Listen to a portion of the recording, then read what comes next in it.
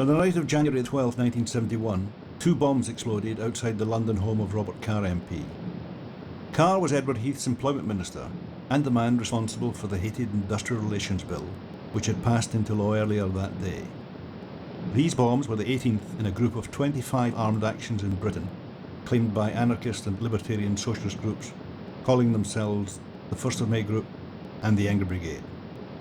The Angry Brigade itself first emerged in the summer of 1970 in the run-up to the election of the Conservative government of Edward Heath, and its activities continued for 18 months. The Angry Brigade actions, intended as symbolic, were followed by communiques explaining why the targets had been chosen and the group's commitment to rank-and-file organisation and international solidarity.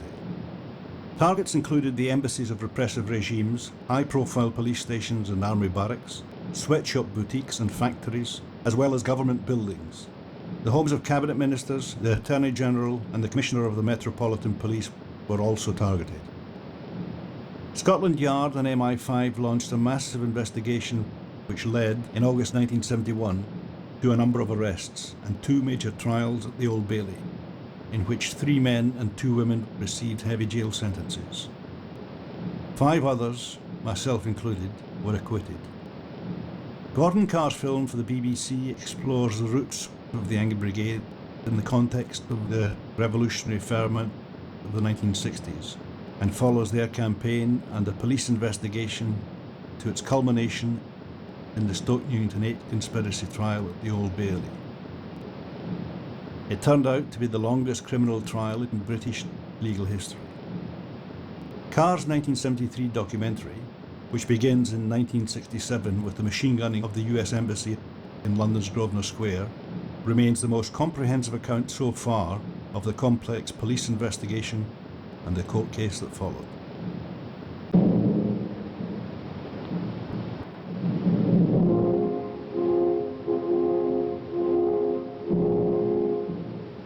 Read no more odes, my son. Read timetables. They're to the point. And roll the sea charts out before it's too late. Be watchful. Do not sing. For once again the day is clearly coming when they will brand refusers on the chest and nail up lists of names on people's doors. Learn how to go unknown. Learn more than me. Learn to change your face, your documents, your country. Become adept at every petty treason.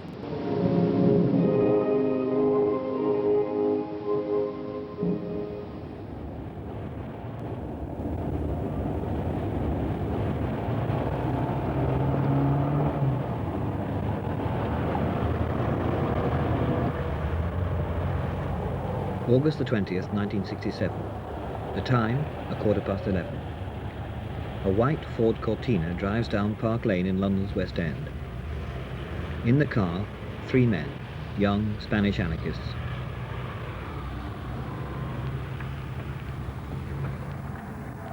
They turn into Grosvenor Square, draw alongside the American Embassy,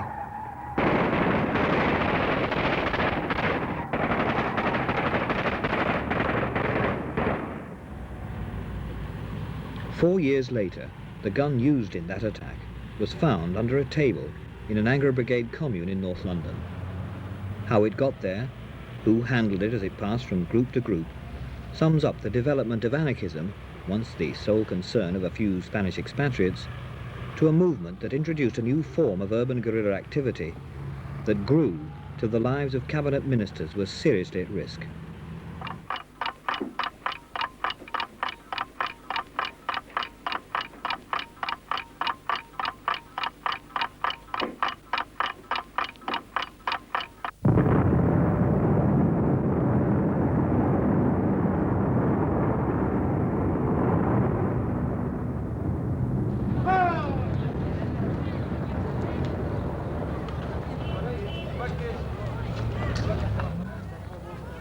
It was from here, in the back streets of Brussels, among the thousands of migrant workers from all over Europe, and especially from Spain, that the attack on the Grosvenor Square embassy was planned.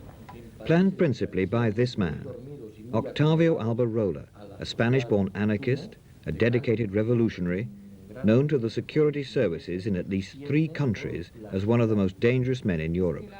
In Britain, he's seen as the contact man and father figure of the group that became the Angry Brigade.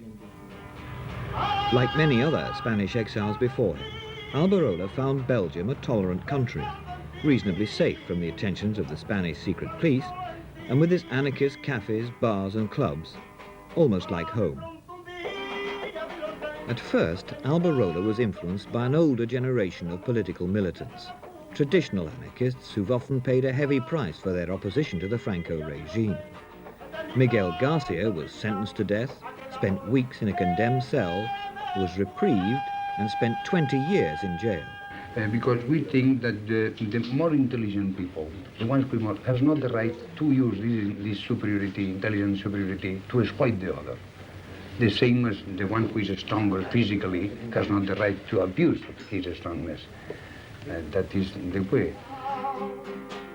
Put simply, Garcia's generation want an end to all forms of authority in personal and political life. No government, no legal system, no civil service, no bosses. It's an anarchist ideal that Garcia fought for in the Spanish Civil War and lost. And his generation spent the years that followed in prison, in exile, or engaged in guerrilla resistance against the Franco regime. It was a resistance that ended effectively with the death of the most famous guerrilla of them all, Francisco Sabaté. He was cornered in 1960 by government troops in a farmhouse in the Catalan mountains. He managed to escape badly wounded, but 5 of his companions were killed, and Sabaté himself was caught and later shot. His death was a turning point in the development of anarchist activity in Europe. It brought Miguel Garcia's generation to an end. These were men who'd operated openly in Spain against Spanish targets. But new young men were emerging with new ideas and subject to new influences. Octavio Alberola was one of these new men. Alberola had worked in Mexico with Fidel Castro and Che Guevara preparing the Cuban invasion. And what they'd done in Latin America, he decided to try in Europe. We met him at a secret hideout on the continent, and he agreed to talk about some of his efforts to revive and reshape traditional Spanish anarchism into an anti-capitalist, anti-imperialist international movement.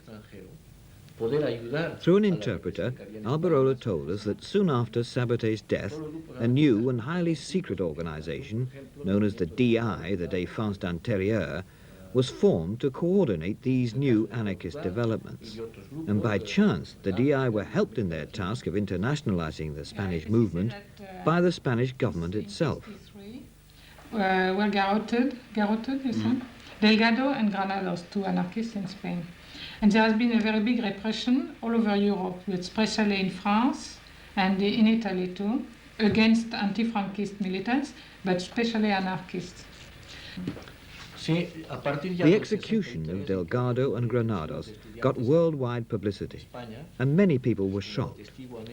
One young Briton in particular was disturbed by what he felt was excessive Spanish repression. Stuart Christie was brought up in a mining area of southwest Scotland. At the age of 16, he was a member of the Anti-Nuclear Committee of 100. At 17, he joined the Glasgow Federation of Anarchists. I couldn't stand by and watch as an onlooker and say, well, there's nothing I can do. There was something I could do, and that was take an active part in the resistance. What did you do?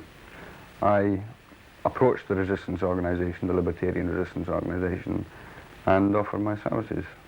What did they ask you to do? In whatever they saw fit to employ me. And how was that? I was employed as a courier transporting explosives between point A and point B, which was Madrid.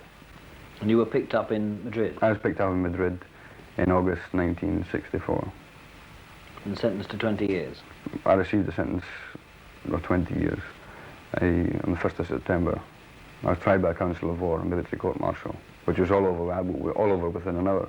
In fact, I knew very little of what was actually being said, and nothing, in fact, of what was being said during the proceedings. I wasn't told at the time either what the sentence was. This was passed to me 2 or 3 days later. A little note was slipped under the cell door saying that the probable date of release was 1984, which was I was not too pleased with. Christie's capture was a sign of just how effective the Spanish secret police had become in penetrating and dealing with the new revitalized anarchist movement. So, to protect themselves, the DI decided to set up totally secret guerrilla cells. Alberola was to be the link between these new cells and the outside world, and he was soon having to justify the exploits of the most notorious of them, the 1st of May group. Yeah, he says that it's a group of Spanish militants that came from Spain to Italy to make this. Alberola explained that the group took its name from the day they kidnapped the Spanish legate to the Vatican in Rome in 1966. Soon it was Britain's turn, with that attack in 1967 on the American embassy in Grosvenor Square. 6 months after the Grosvenor Square attack, a message came into Reuters press agency in Fleet Street about an explosion in Turin. Some minutes later, another report from The Hague with details of 3 attacks on Spanish, Italian and Greek property. Then news of an explosion at the Spanish embassy in London, and yet another at the American Officers Club in Lancaster Gate. 6 explosions, 6 locations, 3 countries, and all claimed by the 1st of May group. Years later, the 3 London incidents were regarded by the authorities as the beginnings of the Angry Brigade conspiracy. In the middle of all this 1st of May activity, Octavio Alberola was arrested in Belgium for entering the country illegally. Stuart Christie, now back in Britain after serving just 3 years of his 20-year sentence, began to campaign for him through the International Black Cross, a movement he'd revived to help anarchist prisoners. In 1967, well, during the period I was in prison, I realised that the only people who were receiving any assistance whatsoever from the outside, that is, outside the organisations the prisoners belonged to, and their immediate families, the only people who received assistance were members of the Communist Party and the Jehovah's Witnesses. Everyone else was forgotten. In Britain, Christie edited a Black Cross bulletin in collaboration with Albert Meltzer, a lifelong anarchist who'd worked with him on a book, The Floodgates of Anarchy. Christie's Black Cross organisation soon caught on abroad. It was, and still is, in operation in more than a dozen countries, and 3 of its representatives have died in conflict with the authorities. It was largely because of Stuart Christie's connections with the Black Cross movement that in Britain the security services had already made up their minds that it was Christie who'd import revolutionary ideas and spread them among the country's youth. But in their concern to keep an eye on Christie, they overlooked the parallel and much more important influence coming into Britain from quite another direction.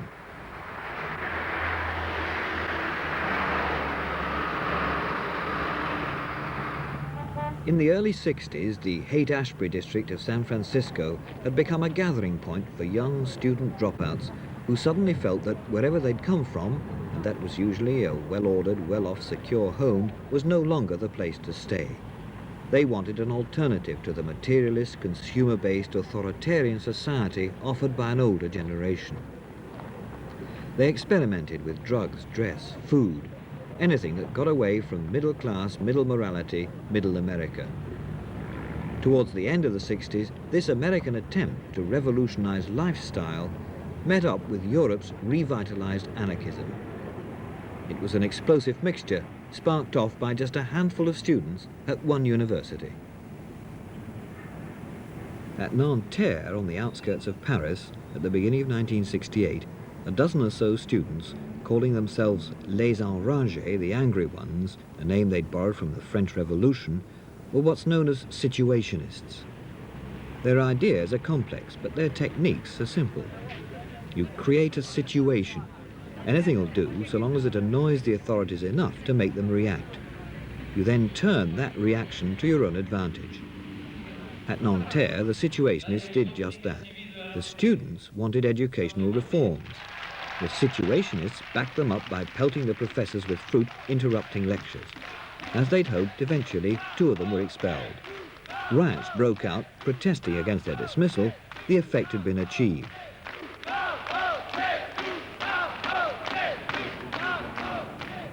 Within a matter of weeks, the riots had spread from Nanterre to the streets of Paris itself.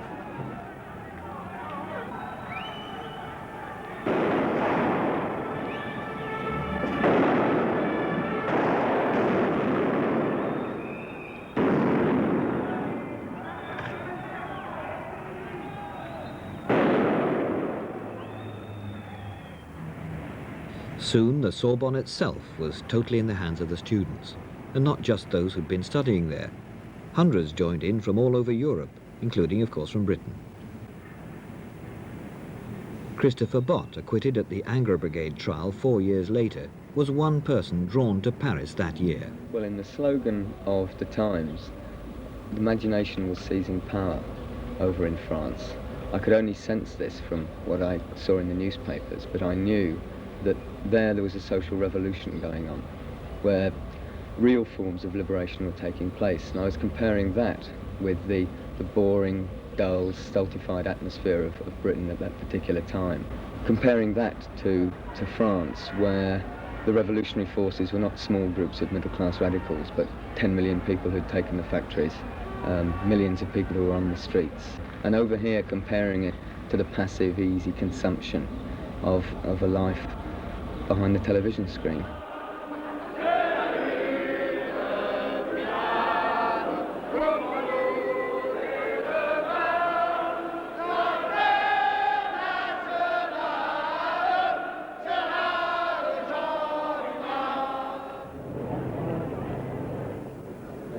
Bott and the young people with him heard among the dozens of attempts to draw up some kind of revolutionary policy the views of people like Danny Cohn-Bendit, and of course the views of the situationists. Abolish all hierarchies, shut down the universities, take over the factories. Other groups didn't agree. The arguments were long, often heated. Another young Briton in Paris that year was particularly impressed by the situationists. John Barker, then at Cambridge, began to translate some of their pamphlets. Barker was eventually deported from France and went back to Cambridge full of situationist ideas. He wasn't there to see the whole revolutionary movement collapse into a trade union demand for a pay rise. To those like Barker, inspired by events in Paris to work for the new order, it was all sadly dispiriting. But there was one last hope. A huge anti-Vietnam War demonstration had been organized for October that year in Grosvenor Square. 100,000 people were expected to march through the streets of London in another international and possibly revolutionary event. But with Paris very much in mind, the authorities took no chances, and as the demonstrators crowded into Grosvenor Square itself, the police were there in strength and managed to control the proceedings for most of the time. Once again, the established order had stood firm, and for those who were hoping to get from the demonstration some kind of revolutionary situation, it was a disappointment. They realized now that big demonstrations were a waste of time. The authorities had learned how to cope with them. What was needed now, they felt, was a much more direct challenge to society, if necessary, outside the law. Was wollen Sie denn jetzt? Wie wollen Sie sich aus dieser Situation befreien? Es gibt keine Chance für Sie.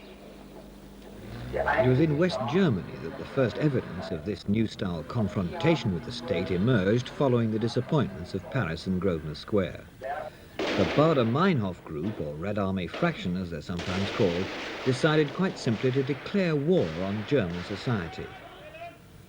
The police were held at bay for almost 2 years, and as an example of how a small urban guerrilla group could terrorize a whole country, the Baader-Meinhof people were impressive.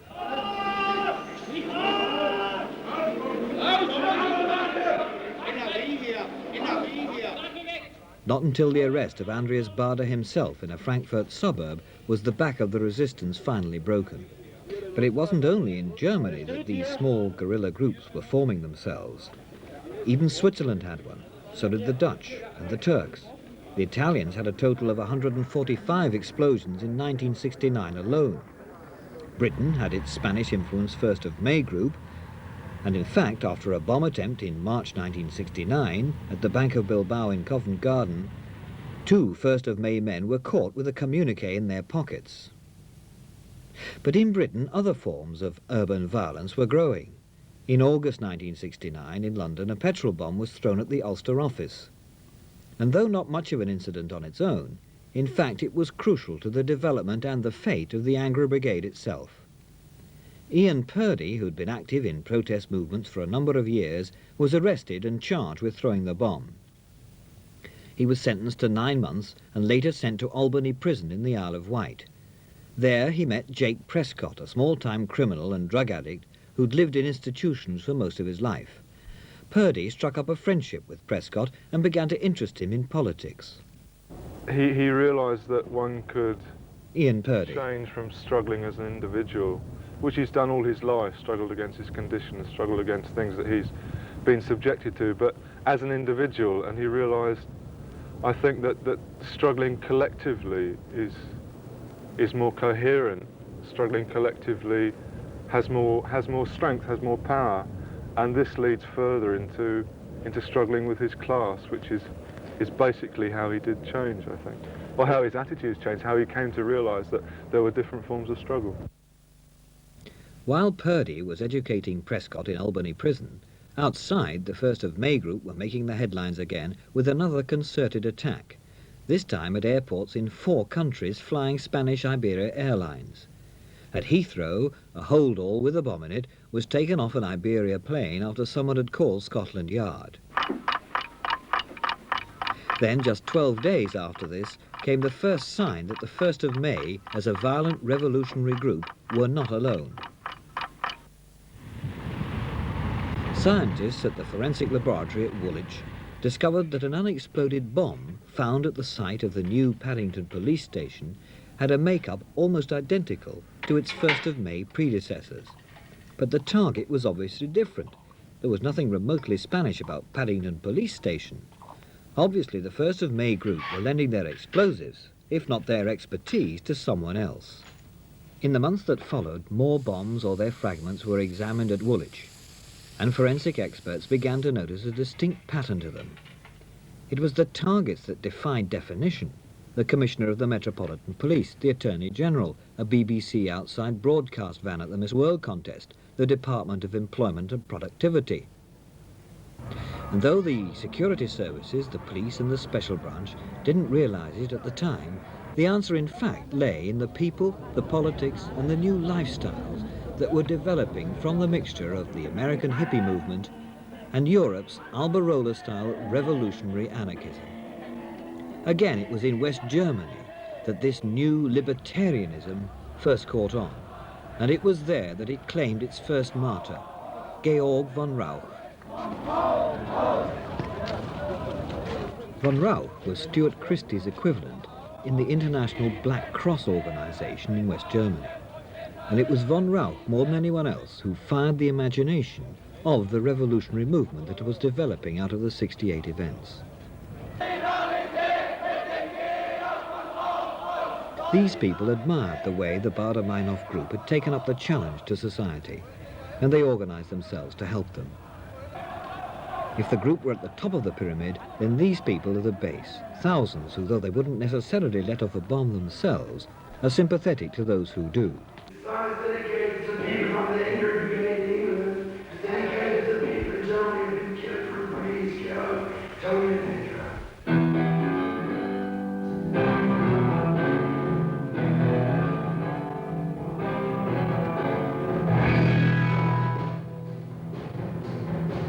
The words and the music are anti-authoritarian, anti-society. This isn't the sound of protest, it's the sound of revolution.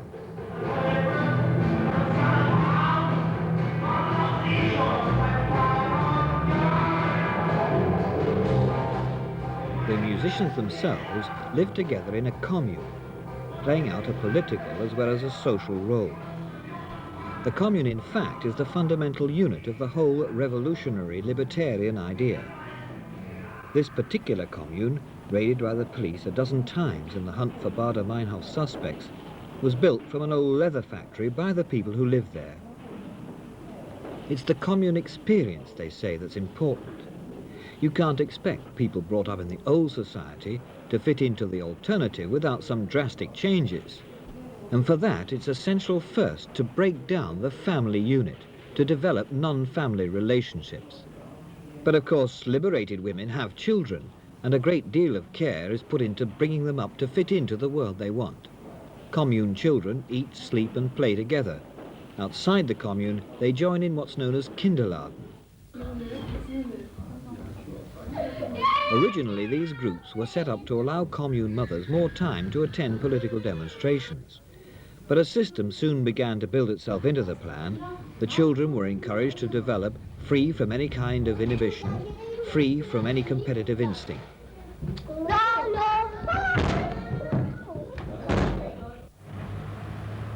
In Britain, these experiments in revolutionary lifestyle were slower to catch on. But when they did, it was in the Notting Hill area of West London that they first took root. In a very small way, the district became the nearest Britain had to San Francisco's Haight-Ashbury. It was, and in some senses still is, a centre for dissident student dropouts, for anyone who wants to go to extremes in social and political life without too much attention from his neighbours, if not from the authorities. It was to this environment that Jake Prescott came after his release from Albany prison to put into practice the kind of politics Ian Purdy had been telling him about. Prescott began to mix with people who were beginning to organise themselves into revolutionary cells, and not only here in the decaying Victorian tenements of Notting Hill, but also in Manchester and Edinburgh. Soon there were more bombs, and then in December 1970 came the first clue to what was happening. A communique was sent to the International Times claiming the bomb attacks, and it was signed Angry Brigade, the first time the words had been used. The communique also claimed a machine gun attack on the Spanish embassy. Later, the gun, a .38 Beretta, was proved ballistically to be the same gun that was used on the American embassy 3 years earlier. So here was direct evidence of a link between the 1st of May group and people now calling themselves the Angry Brigade. And as if to emphasise the point, just a month later, on January the 12th, 1971, came the most serious incident yet. 2 bombs went off at the home in Barnet of the then Secretary for Employment and Productivity, Mr. Robert Carr. And for the Angry Brigade, it was a serious error of judgment. Up to now, the bombings had been largely the preoccupation of the security services and the special branch. The explosions at Barnet were on an altogether different scale, and they brought in for the first time trained investigators, CID men led by Detective Chief Superintendent Roy Habershon. The second bomb went off shortly afterwards, after the family had evacuated the house, and whilst Mr. Carr and some police officers who'd been summoned to the scene were actually standing there. And it was only because the bomb flared a little that they were able to take cover. So we had the situation where 2 bombs, 2 unstable bombs had gone off in circumstances which, as far as I was concerned, amounted to attempted murder. But in his hunt for the bombers, Mr. Habershon had some formidable problems, not least the vast communications gap between the police and the people they were dealing with. During one raid on the offices of the magazine Time Out, special branch detectives had the embarrassing experience of having to explain why they were there on film. Well, in fact, you're a member of the special branch, aren't you? I'm here as a police officer to do a specific job. There are official channels that you can go through, and I'm not one of them. But seriously, I think it's a bit... you can appreciate my position. How can I possibly say anything about it? I don't know the circumstances, and if I did, I wouldn't discuss them anyway. The police were often shocked by the lifestyle of the people they raided. Some of the communes they went into were far from the standards of hygiene and organisation reached in Germany. And there were shocks too for the people being raided. For many it was their first taste of police methods. They didn't like being woken up in the middle of the night. They objected to the searching, and they were not the least bit sympathetic to what the police were trying to do. Well, this was a popular cry from the people that we were investigating, that we were merely harassing them for their left-wing views. This was not the case. As I say, I had to get amongst these people because the responsibility for the bombing clearly lay in this area.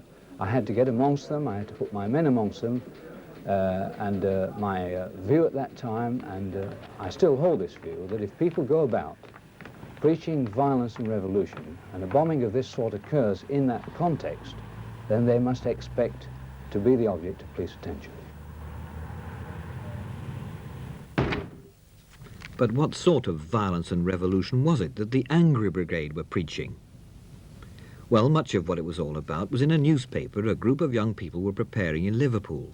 Among them were John Barker, the Cambridge undergraduate who'd been so impressed by the Situationists in Paris, Jim Greenfield, a friend of Barker's at Cambridge and academically quite bright, and 2 girls, Anna Mendelssohn, who'd done English literature at Essex University, She'd also been to Paris in '68, and Hilary Creek, another Essex student who'd taken part in university sit-ins and demonstrations. The four of them took part in the editing and compiling of Strike, contributing to the areas they were particularly interested in. Greenfield, Barker and Creek, for example, somewhat ironically as it turned out, wrote the section on judges and the law, advising people how to defend themselves. But whatever the hodgepodge of ideas expressed in the paper, one thing was clear. They were different from traditional left-wing views on almost every level. Marxist system is a better system. Capitalist system is a bad system. As a black man... The people behind Strike believed that the communists, in doctrine as well as in their papers, were always telling people what to do, devising policies for them, instead of getting out into the community, involving themselves, living with people and sharing their experiences. The way the four people involved with Strike did this was through the squatting movement. Taking over empty property, living there and helping others to move in offered the kind of direct action that many young people were looking for. Many more were active in the claimants' unions, groups, there are about some 60 throughout the country, who make it their job to see that those with social security claims actually get what's due to them. And as many of the people involved in these movements are on social security themselves, like squatting, the claimants' union is another example of self-help and self-organisation. The political idea behind squatting and the claimants' union is to make people on the fringes of society aware of their situation and to fight it. In other words, to politicise them.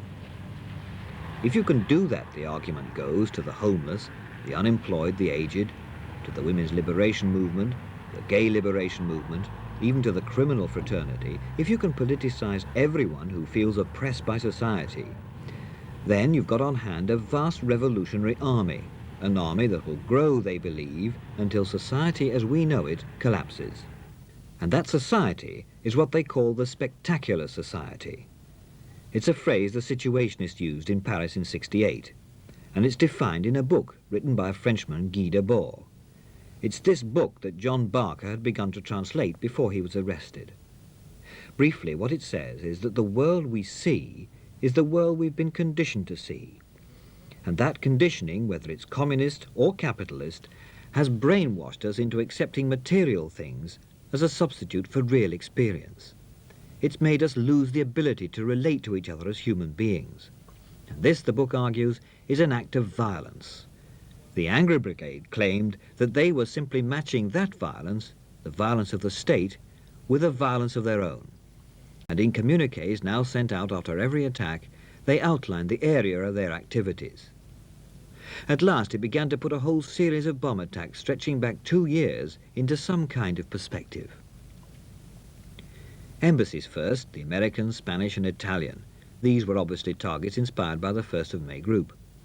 Next on the list, judges. In fact, the nearest they got was the Attorney General, Sir Peter Rawlinson, with a bomb at the door of his London home. High pigs, as the communique called the police. That was Sir John Waldron, the Metropolitan Police Commissioner. There was a bomb at his London home. Then the Situationist targets, the so-called spectacles. Bieber's Boutique was one example. The communique that went with it complained about the outdated, pointless fashions and about the boring life of the painted salesgirls. Another spectacle was the Miss World contest, with a bomb at the BBC van to coincide with a women's liberation demonstration outside. As for property, there were dozens of attacks on banks, Conservative committee rooms, territorial army centres, even on a computer. Not all the communiques were in this short staccato style. Some were 1,000 words long, well argued, closely reasoned. And as well as giving some idea of the politics behind the attacks, they were forcing people in other revolutionary groups to define their attitudes to violence as well. Brian Michaels was prominent in the Stoke Newington 8 Defence Committee set up to help with the Angry Brigade's defence. Chris Allen was charged with Angry Brigade offences. He was dismissed from the case at the start of the committal proceedings. Ian Purdy stood trial on Angry Brigade conspiracy charges with Jake Prescott. He was acquitted. Prescott was sentenced to 15 years. Jane Greetham was one of many women prominent in defending the Angry Brigade. I think the Angry Brigade sort of saw that there were a lot of things wrong and really wanted to change things in a way. We felt very frustrated and that sort of the attacks of the Angry Brigade, and they were attacks, yeah, that's clear, were an attempt to sort of release some of that frustration, you know, that a lot of people felt. I mean, I think actually calling it, I mean, trying to specify it in terms of releasing frustration is perhaps incorrect. Yeah. I mean, rather more I see it was going to talk about the fact that, you know, the ruling class actually just defined violence in terms of a violent picket or a violent crime or a violent bank robbery or a violent bomb going off somewhere or other, which totally distorts the real essence of what violence is. I think in some ways, you know, it can, the whole question of violence, state violence and Angry Brigade violence, because I mean I think one can actually talk specifically about Angry Brigade violence, is sort of best expressed in a way, or crystallises itself best in a way. When you look at Carr, I know on January the 12th, and I know about that experience very intensely because I was charged with it, because I had all the information more or less that was available to the police about it in terms of my interrogation, what I learned there, in terms of the depositions which one saw and the evidence that came out, that it was directly confronting the state at that stage, and it was a struggle against the Industrial Relations Bill, which later became law. It was confronting Carr violently with the violence of which he was responsible for. In West Germany, the violent confrontation between the authorities and the Baader-Meinhof group had grown to such proportions that to cope with it, the West German Secret Service was increased from 1,000 agents to 1,500. They pulled men and women out of Iron Curtain countries, retrained them and put them into their own universities. Their experience in dealing with the group and the information they've gleaned in the process has led the security authorities to regard the threat of urban guerrilla activity in general as greater to the stability of the country than anything the communists could offer. They reckon the days have gone when the power struggle is state against state. Now they say it's states against the people in them.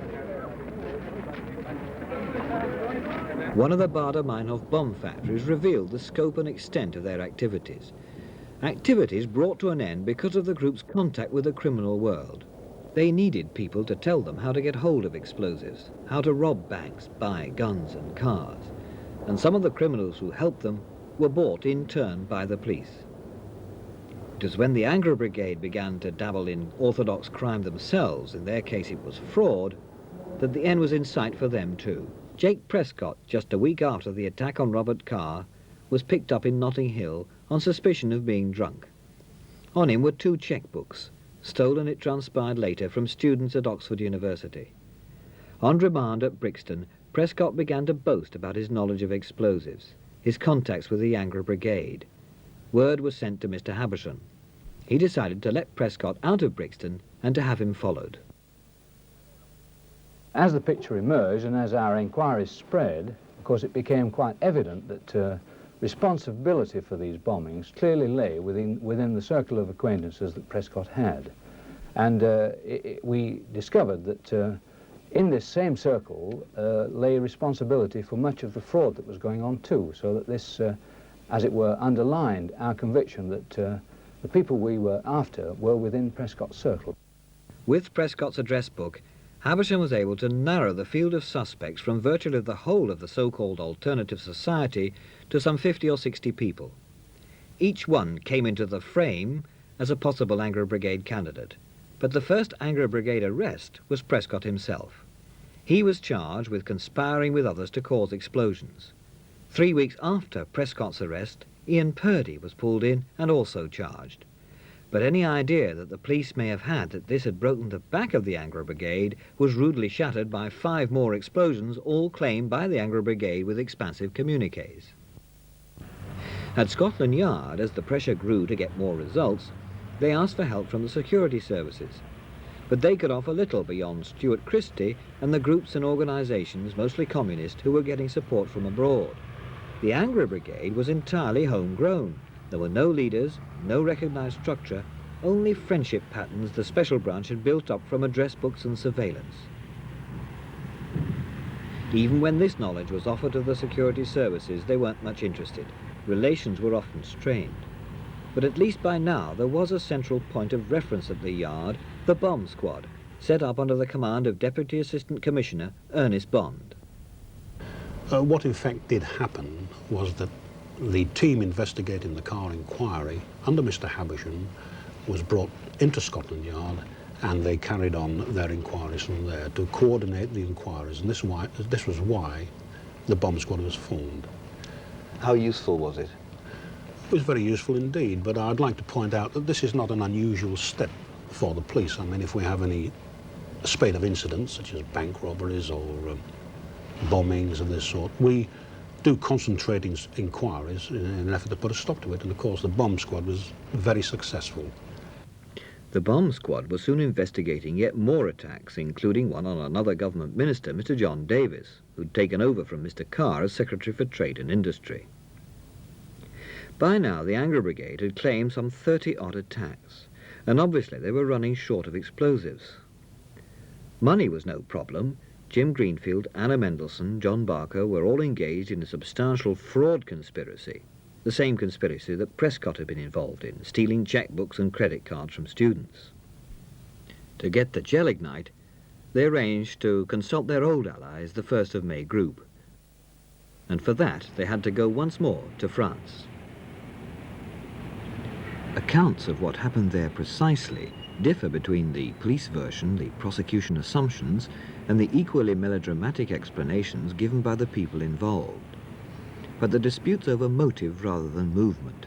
No one denies that on Tuesday, August the 17th, 1971, Hilary Creek was in and around the Paris left bank.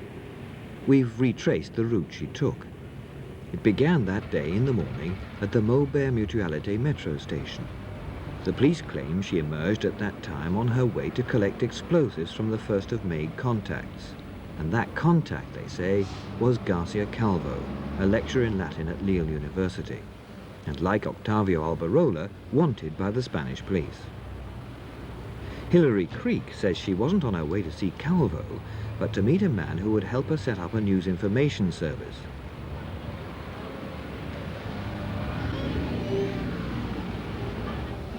The police say she went first to an address in the Rue de Bièvre, just off the Boulevard Saint-Germain, deep in the Latin Quarter. That address, Calvo's address, was found among her possessions, and it was from here, the allegation goes, that Creek, after a day's negotiations and dealings, collected 33 sticks of gelignite manufactured in France. The following day, on Thursday the 19th, with the explosives in a blue holdall, say the police, Hilary Creek made her way to the Gare du Nord station to catch the boat train to Boulogne. There's no question that with the right connections it's comparatively easy to get hold of explosives in France. So much is stolen every year that the authorities can't keep track of it all. The anarchist networks send it to Paris for distribution.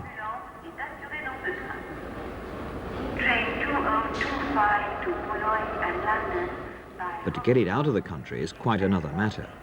This, said the police, is how the Angry Brigade did it. At the end of her train journey, Hilary Creek had arranged to meet two friends. One of them was John Barker.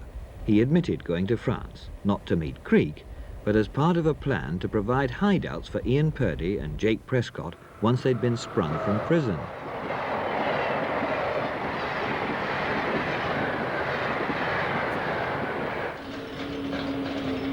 Again, the movements aren't in dispute. Hilary Creek arrived at Boulogne with a ticket for the 5:15 boat to Dover. She was in plenty of time, and according to the police, what happened next was carefully worked out.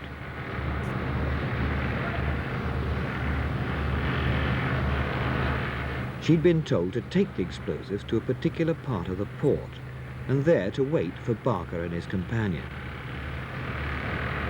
They would meet and divide the 33 sticks of dynamite between them. The idea was that if one of them got caught, the others could at least get some of it through. Barker and Creek admitted that they'd met, but they said it was a coincidence. He had gone over with a false passport on a day return ticket, but he'd gone as part of the plan to spring Purdy and Prescott.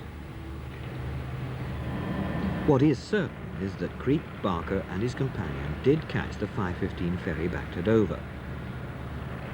And though they didn't know it at the time, they were sailing, in fact, straight to discovery.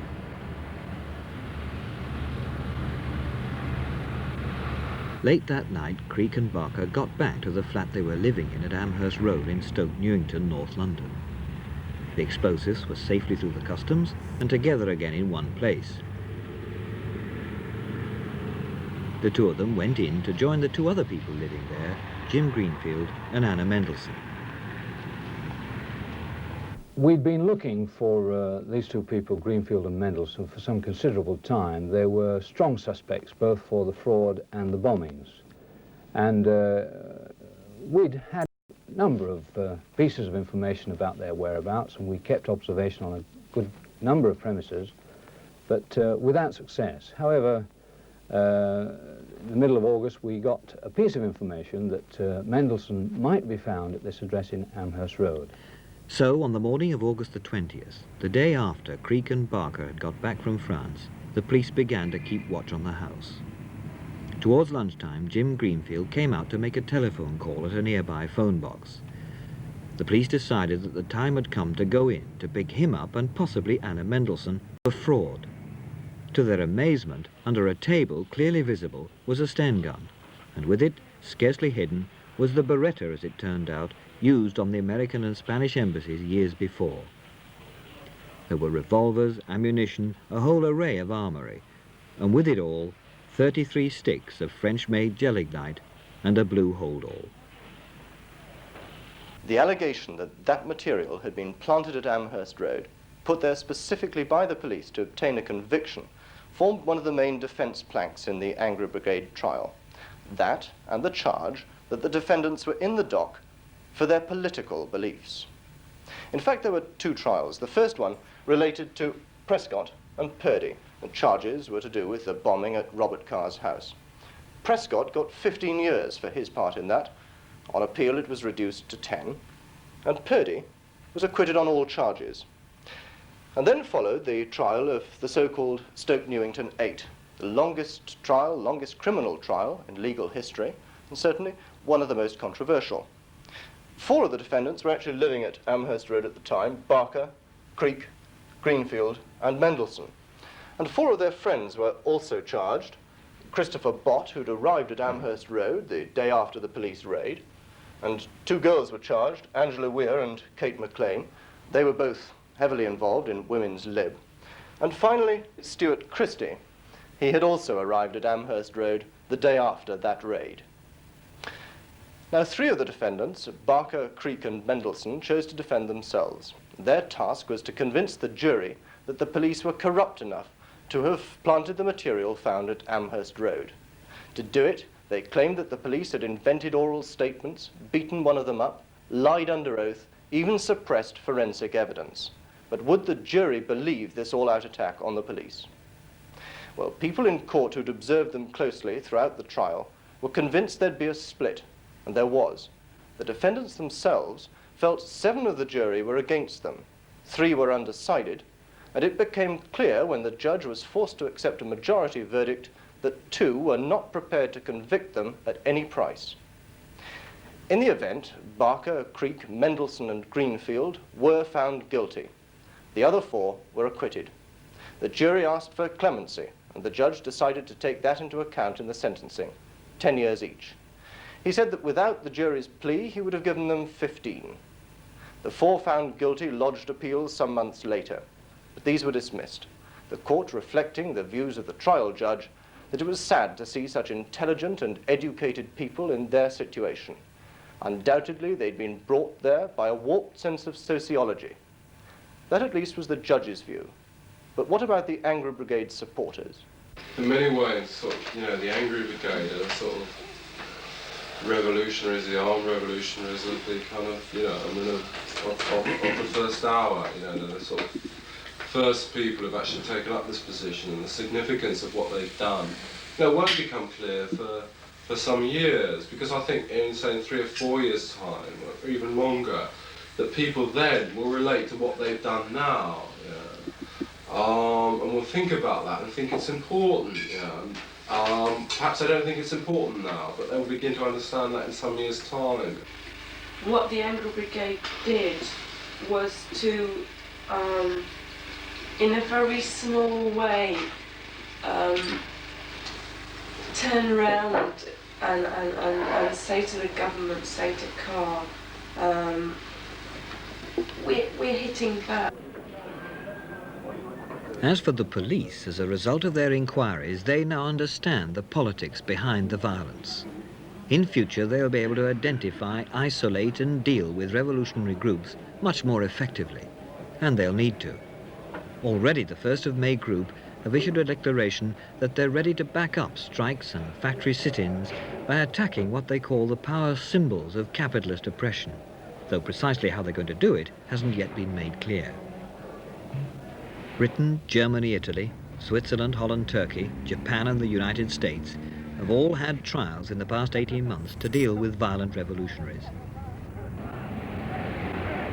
It's taken them 4 years to get them under control, and in the process, both sides have learnt much about each other's methods. Any future violence and the techniques used to contain it will be bigger, stronger, and bitter indeed. I can't see any other answer to the problem, because once the state starts to take political hostages, as it is doing, then the only other answer is that political hostages will be taken in return. These bombings have been much more an announcement of the situation. We're going to no longer accept the legality or the confines of legality that are set by the state. What the Angry Brigade did was to, in a very small way, turn around and say to the government, say to Carr, we're hitting back. If people go about preaching violence and revolution, and a bombing of this sort occurs in that context, then they must expect to be the object of police attention.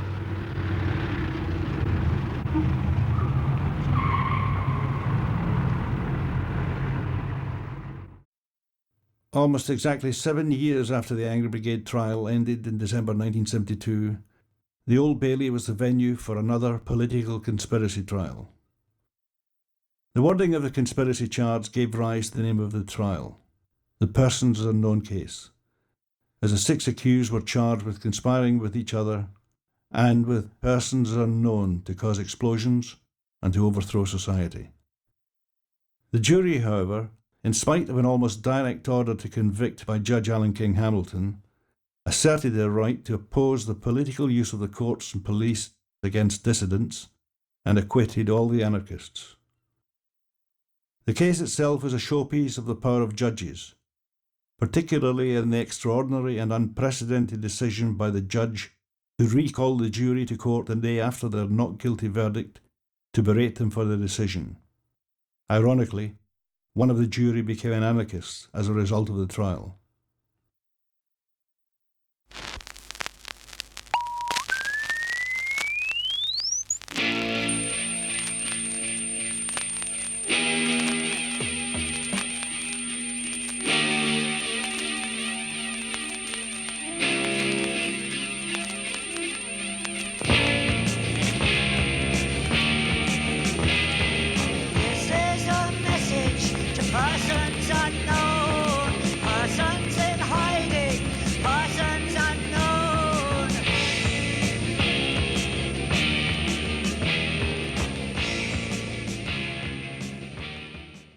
May the 24th, 1978.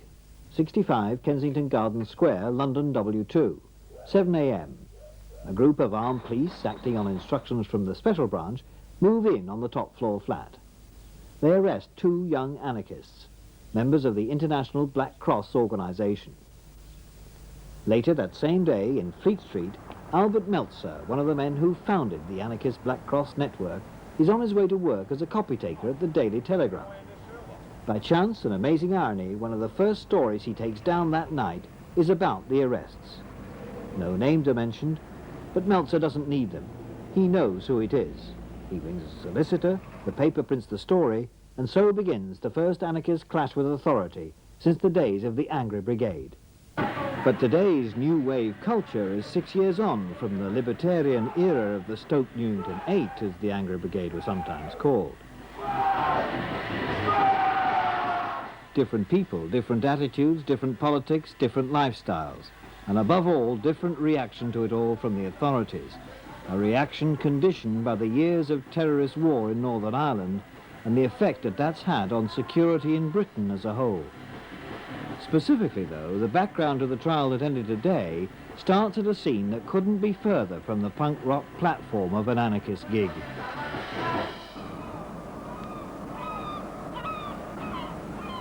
The tiny island of Sanday in the Orkneys, home of Stuart Christie, who lives here in a kind of self-imposed exile, running a successful anarchist publishing business. Sandy 369. Well, I've just received your brochure, in fact, and haven't had a chance. I've just come back from London. And in the 60s, Christie was sentenced to 20 years in a Spanish jail for trying to blow up General Franco. Later, in Britain, he was charged with Angry Brigade offences, acquitted, and now spends a good deal of his time preparing, writing and commissioning articles for an anarchist paper called the Black Flag. Okie dokie, Mr. Jeffrey. Right, thank you. Bye-bye. Copies of the paper arrive in Sanday in bulk by plane from the printers in London every fortnight.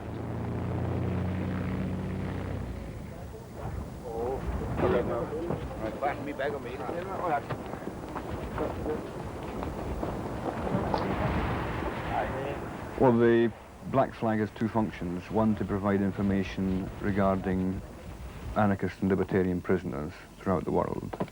And the other function is that of propaganda and comments on topical subjects from an anarchist perspective. So the message goes out from Stuart Christie's office in the Orkneys to Black Flag readers and anarchist prisoners all over the world. Sometimes the authorities let the paper through, sometimes they don't, and copies are destroyed or politely sent back. But there's one prison we do know the Black Flag got through to. We know because someone there read it, liked it, and wanted to know more. That prison was Long Kesh in Northern Ireland. In 1975, the prison huts, or cages as they were called, were divided into groups. The provisional IRA prisoners in some huts, the loyalists in others, the official IRA separate again. In cage 14, towards the end of 1975, was an 18-year-old member of the Irish Republican Socialist Party, a breakaway from the official IRA. Ronan Bennett was in Long Kesh waiting for the result of an appeal against his conviction for murdering an RUC man during an armed robbery. To pass the time, Bennett started to read copies of the Black Flag. Bennett was intrigued by the views expressed in the paper and wrote off asking for more information about who worked for it and where it was published. His letter was printed in the next edition. In it, he said he wanted to establish contact with anyone sharing your politics who'd be willing to swap a few letters with him. Just one requirement, he said, it had to be a woman. That woman, on Stuart Christie's instructions, was to be Iris Mills, then the local secretary of the Black Cross. A New Zealand girl, she's a former probation officer, a BA in psychology, and an anarchist of long standing. She wrote back to Bennett, and so began what can only be described as a lengthy political dialogue. The Long Kesh letters, as they came to be called at the trial, outlined Bennett's political views at the time. Resistance does more to politicize the working classes than any print or leaflets, he wrote. It's time to stop protesting and start fighting. Bennett said he'd always regarded anarchism as a joke. It was through his correspondence with Iris Mills that he began to take it seriously. Not, of course, that he was by any means the first person to do that. Well, anarchy is a universal human phenomenon in all societies, among all sorts of individuals, simply people who don't want to do what they're told and decide to do what they want to do. Now, the public view of anarchy is one of chaos and violence. Why do you think that is? That's a very complex question. I think the main reason why that still is the image of anarchy is that the media are very anxious to keep it so, and the press and television and radio will always label as anarchy anything which appears to be chaotic or disorderly. In fact, anarchy wants far more order than there was before, but they want it imposed from below rather than from above. But anarchism does have a violent background and violent beliefs. It has a violent line of belief. There always has been a small minority of anarchists who believe that the best way to cut through all the rubbish around us is by violence. Anarchist rock groups like Crass, a growing phenomenon among the young these days, would certainly disapprove of that violent minority of anarchists Nicholas Walter was talking about. The group went round giving benefit concerts for the people on trial at the Old Bailey.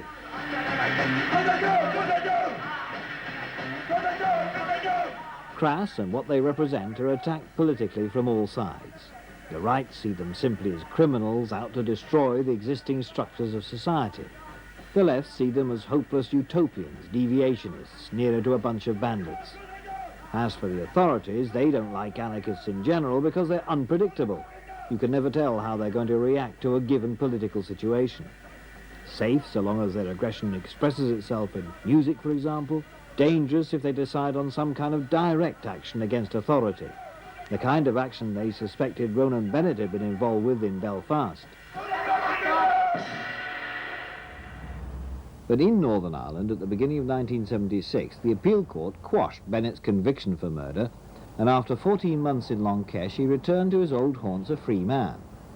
Not that anyone with his kind of Republican background is ever really free in Belfast. Bennett knew that to be a prime target for the militant Protestant groups, and he also said he was worried about the RUC's constant presence on the streets of the city. He considered them a threat to his freedom as well. In his letters to Irish Mills, Bennett wrote about his disenchantment with the existing Irish terrorist organisations. He was looking for something new, he said, a group that had a tightly knit, effective military machine to back up its political gains. But overall, he was growing more interested in what Irish Mills was telling him. And what with that and the fact that life seemed far from safe in Belfast, he made up his mind to get out.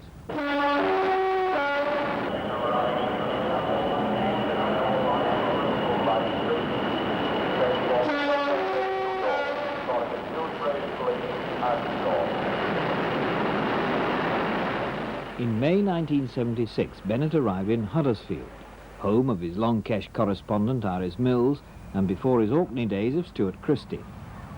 A number of local secretaries of the Black Cross in different parts of the world have been murdered. Well, they've been victims of very strange accidents.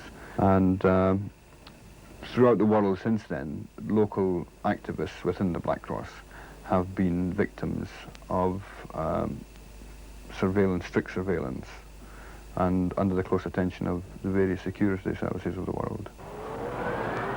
And Huddersfield was no exception. The local special branch began to take an interest in Bennett and the people he was mixing with in the area.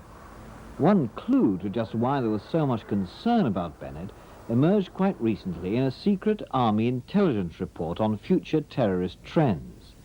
In it, there are several references to the growth of links between the IRA and overseas terrorist groups. Specifically, the document says that the official IRA devotes much time and effort to maintaining links with subversive organizations in Europe. Was Bennett perhaps acting as a sort of official IRA infiltrator, using the Black Cross International Network for the Irish cause? Rightly or wrongly, it wasn't something the security people were prepared to leave to chance. A decision was taken to send Bennett back to Ireland.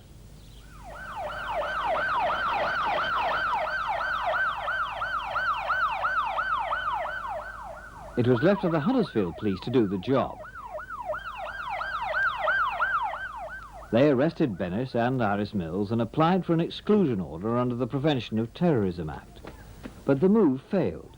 The assessor judged that there wasn't enough evidence to justify Bennett's exclusion, and they were both released, convinced now that the authorities were out to get them at any price, that for Bennett, England wasn't so safe after all. Ne soyons plus esclaves sous le drapeau rallions. Sous nos pas brisons les entraves. 89, réveillez-vous. 89. Over the years, Paris has had more than its share of violence in pursuit of political aims. The city's also traditionally been a centre for anarchist politics. It's even said that the Sacré-Cœur Cathedral in Montmartre was built by grateful authorities to celebrate victory over the communards in 1871.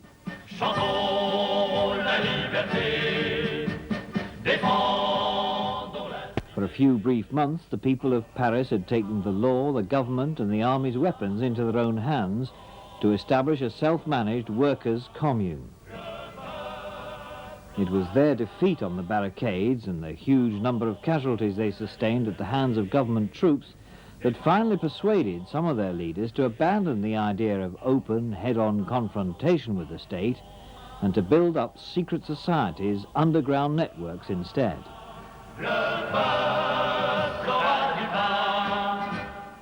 That tradition has come down to the present day. Dozens of exiled terrorist groups base themselves here, including one called the International Revolutionary Solidarity Movement, the 1st of May group, which had links with the Angry Brigade and which, say the police, provided them with their weaponry. Into this highly charged political atmosphere in the summer of 1977 came Mills and Bennett.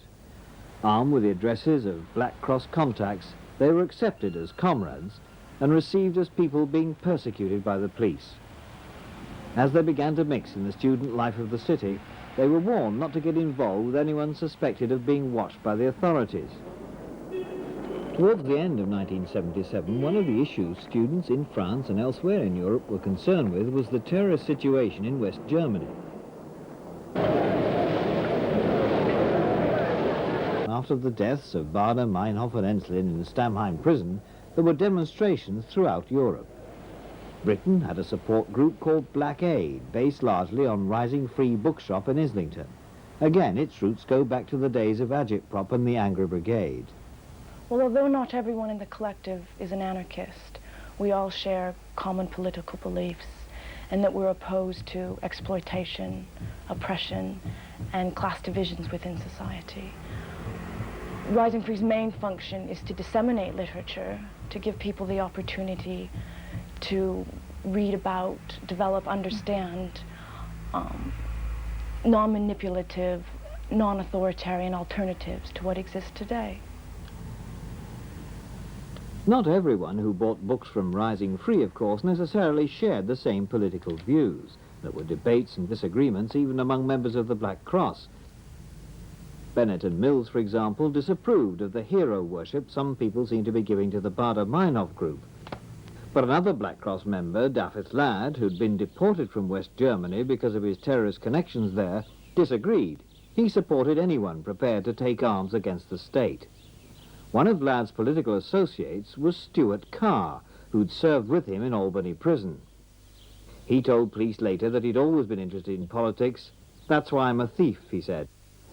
Carr was soon mixing in Black Cross and Rising Free circles, and at meetings there and at Conway Hall, where R.S. Mills was working as letting secretary, a group began to emerge with a common interest in the kind of politics that the authorities obviously found unacceptable, and something to keep a very careful eye on. But it wasn't until Mills and Bennett were living at Kensington Gardens Square that the police were finally given orders to move in on them. On the pretext of searching for stolen medical cars, the Special Branch organised a raid. The man who briefed the police before they went out was a Special Branch officer who'd been on many raids himself in the past, this one at time out during the hunt for the Angry Brigade. Special Branch Detective Roy Creamer, an anarchist specialist, is the man at the yard most familiar with the politics and personality of the so-called libertarian left. He told the local police what to look for. What they found, though, wasn't that much. Inside the flat there were signs hidden away of the clandestine life, false passports, birth certificates and stolen driving licenses. There was a kind of weed killer that can be used in explosives, and with it the anarchist cookbook, a kind of do-it-yourself guide to bomb-making, booby traps and poisons. The kind of book, the prosecution said later, that no law-abiding person would have in this country, a recipe for death and mutilation. The defendants said they regarded the anarchist cookbook simply as a joke. Nevertheless, as a result of what the police found, Mills and Bennett were arrested and charged with conspiracy to cause explosions. Next day, BBC Television News broadcast a warning from the police. Scotland Yard have just issued an appeal for information about a car connected with an alleged bomb plot. They believe the car, a beige Fiat 124 saloon, registration number XTP753J, could be in the London area. The public are urged not to go near or touch the car, but to call the police immediately if they spot it. Tonight's appeal comes as a young couple were charged with conspiring to cause explosions following a police raid on a Bayswater flat earlier this week. In fact, the car was found a few days later at the bottom of a cliff in South Wales. It had been driven there by Dafydd Ladd, who'd seen the warning on BBC television news and panicked. Ladd himself was arrested soon after and also charged with conspiracy to cause explosions. His fingerprints had been found in Mills and Bennett's flat. But some of the police looking into the case were concerned that they may have jumped the gun a bit. After all, there hadn't actually been any explosions. The evidence generally was pretty thin. Until, that is, they picked up Ladd's prison friend, Stuart Carr. Under interrogation, Carr made a long confession. There was indeed a group, he alleged, committed to a bombing campaign. In Redchurch Street in East London, they'd opened a kind of workshop and headquarters, he said. But much more interesting to the police was Carr's information, with names, that they'd organised a whole series of robberies to provide themselves with money and weapons. But there was still no real evidence. When the police searched the premises at Redchurch Street, again they found nothing. The police began to check out the people named in Carr's statement. Vince Stevenson from Rising Free was one. Stevenson took 2 days to give the police his address, and when they finally got it out of him and went there, they could hardly believe their luck. By a bed was a holdall full of arms and ammunition, a treasure trove of evidence, the jackpot, as one policeman exclaimed at the time. The charge of conspiracy to cause explosions, which had always looked pretty thin, was dropped, and the police now concentrated on conspiracy to rob. As a result of their surprise find in Stevenson's flat, there was one more arrest, a friend of his from Rising Free, Trevor Doughton. He had the key of the holdall in his pocket. His name was added to the list of those charged with conspiracy to rob, and so now there were 6. Mills and Bennett, the Black Cross anarchists, Ladd and Carr, the Black Aid German supporters, Stevenson and Doughton from the Rising Free bookshop. From the outset, the trial itself was controversial, not least because of the decision to vet the jury. When the Guardian newspaper published the results of the vetting, a full-scale inquiry was started to find out who'd leaked it. The Old Bailey trial was the culmination of an immense amount of time, effort and expense, surveillance, collecting evidence, changing the charges. The determination to get them all into court was positive in the extreme. But as today's acquittals prove, in this particular skirmish between the anarchists and the authorities lost. Though there's no doubt that the confrontations will continue, because it's not so much the message that Stuart Christie sends south in his Black Flag newspaper that concerns the authorities. It's the way the paper keeps open the lines of communications between so many different international groups. For many years, these groups have been able to frighten governments out of all proportion to their numerical strength. Morning, Joy. How much, Joe? 4 parcels, Denmark. There are those who dearly like to see the Sunday postmistress handle a much lighter burden.